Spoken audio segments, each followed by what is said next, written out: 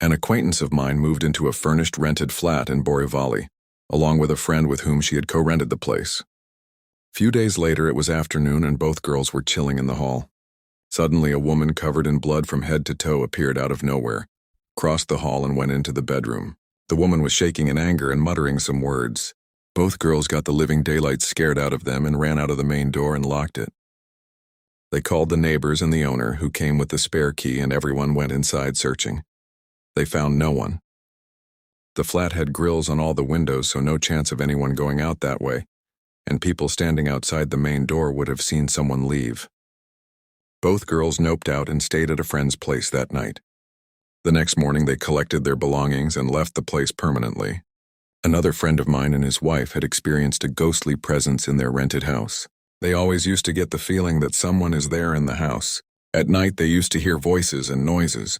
Now this couple is considered an ideal one by many people across all age spectrums. Among my friends, they are considered the benchmark in couple relationships, and their life and relationships with family and friends is admired as well. One day, feeling a presence, the wife woke up in the middle of the night and saw a weird-looking lady sitting on the other end of the bed, smiling and looking adoringly and admiring, the wife's exact words, at the sleeping couple. Scared, the wife woke up her husband, who also got a fleeting glance at the weird woman before she vanished. Oddly enough, though they were scared, they had a feeling that the ghost was somewhat benevolent. Later, they had a few other incidences, but they always felt the ghost never meant them any harm. After a few months, they moved to a different place, but till date they say they somewhat miss their old ghost and joke about the ghost missing them too. I had already believed in them when this happened, but when I was 12, we lived in what I would consider, very haunted trailer. I have so many stories from that trailer, it's crazy, but I'll just one here. I was a little shit as a kid and liked to scare people, and I saw my sister go into the bathroom, so I went in her room and laid under her bed waiting for her to come out so I could jump out and scare her. Well, I heard the bathroom door open and then footsteps getting closer to me. What I saw was not my sister. It was a pair of very pale, almost purple-looking legs and feet, and I could see the bottom of either a light yellow dress or skirt. They were not walking normally, but almost skipping. They walked in front of me to the wall and did a twirl around and walked out of my line of sight. I laid there and waited for several minutes trying to comprehend who or what I just saw. I finally got up and walked to the living room to see my sister sitting on the couch. She was wearing black shorts and was not very pale at all. I asked if she had walked back into her room after she had left the bathroom, and she didn't. She just walked straight to the living room and sat down, not even going in the room. I still think about that all the time. And what would have happened if I had reached out and grabbed it? My siblings and I have experienced phenomena in our childhood home. My dad still lives in it, and we are always visiting. Upon a recent visit, I laid down in the guest room upstairs to go to sleep. I was facing the wall side sleeper when I felt the bed compress at my head as though someone sat down behind my head. I jerked around, and of course no one was there.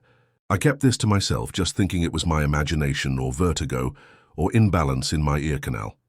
I do get waves of dizziness on occasion. Well, a day later, my family are talking about previous experiences. It always comes up. And my sister said she would never sleep in the guest room again because she felt something sit on the bed near her head the last time she slept there. That's when I confessed the same thing happened to me. I've always believed in ghosts, but I knew they existed when my grandma had passed away, and we went to her mother country to bury her. She had lived with us my entire life, so she had her own bedroom. When we got back to the house, we all got together and packed up her things, told stories about her. It was a very intense time. I had just graduated college, so I turned her bedroom into mine. Initially, we wanted to leave it just as she left it, but it was too difficult to see her bedroom every day. We all just ended up crying and being sad. I changed the room entirely and slept there for about 2 nights, without fear or unease. On the 3rd night, I was reading a book and heard 3 LOUD knocks on the door wall.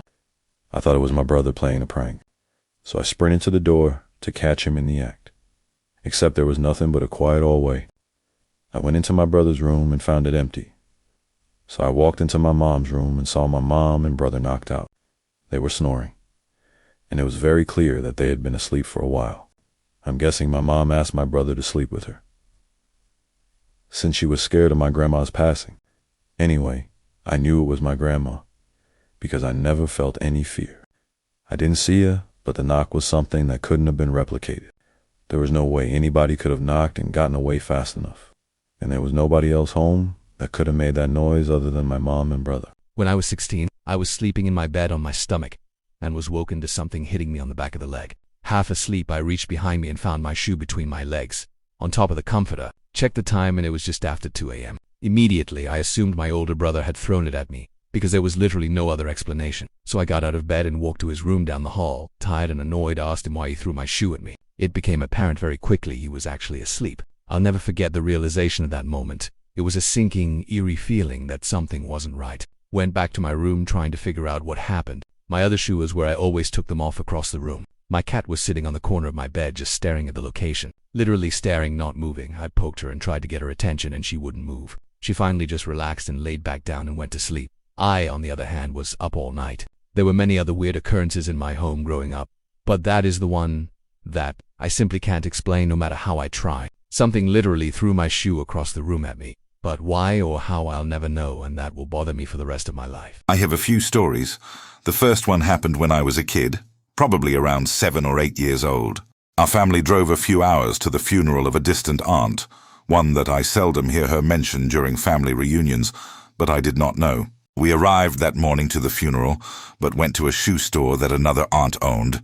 I cannot recall why we went there first, as I was a kid. While on the shoe store, my brother and I were playing in the back of the shop.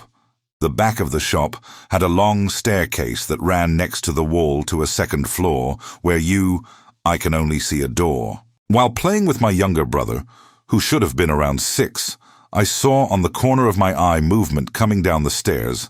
I turned to look, and I clearly saw an old lady walking down on a white nightgown. She was there for a moment coming down the stairs, and then she was not. Of course, being a kid, I ran, shouting at my kid brother to follow, which he did. I went to my mother. She was with the other aunt, and I told her what I saw. Both had a surprised reaction, and my mother scolded me for saying that, which confused me.